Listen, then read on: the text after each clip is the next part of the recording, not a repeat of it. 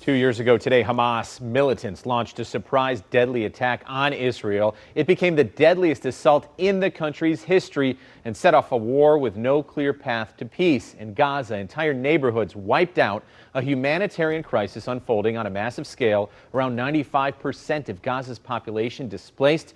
2 years later, the human toll is still growing. A U.S. delegation landing in Egypt today for high-stakes peace talks with a ceasefire and the release of remaining hostages front and center. Officials say around 1,200 Israelis were killed on October 7th, 2023. More than 67,000 Palestinians have been killed since, and that loss is felt here too.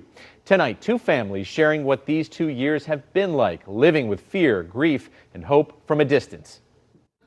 Speaking on the 2-year anniversary of the Israel-Hamas War, Lisa Alarayshi is sharing the pain of what her family has been through. Family house is gone. Everything that they had is gone. Has your husband lost loved ones? He's lost an aunt, a few cousins, people that he went to school with. I first talked with Lisa after fighting began between Israel and Hamas in the wake of a Hamas attack on a music festival in Israel, killing 1,200 people and taking 250 hostage.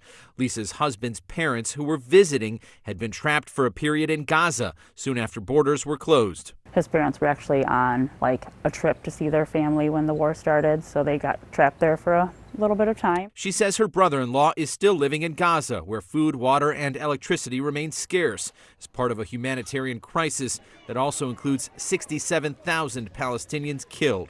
We have a lot of concerns that it will just continue until there's no such thing as a Gaza Strip anymore. We have our DNA of being a Holocaust survivor family, so the first few days was more of, should I get out of here? Should we get the children out of here? Also expressing sadness on this somber day, Metro Detroit parent Sue Curran, whose daughter, son-in-law, and grandchildren are living in Tel Aviv. Waking up in the middle of the night, constant. There's been, even every week, at least the past few weeks, there's been a Houthi firing missiles, and they've had sirens wake them up, and they have to go down into the bomb shelter. Our hearts cry out for anyone that's been killed, the Palestinians and the Gazans and the innocents. Sue tells me she too prays for an end to this war and for lives to be saved. She says her family has personally experienced a dramatic change in day-to-day living. She says she's also not giving up on the return of additional hostages still being held by Hamas.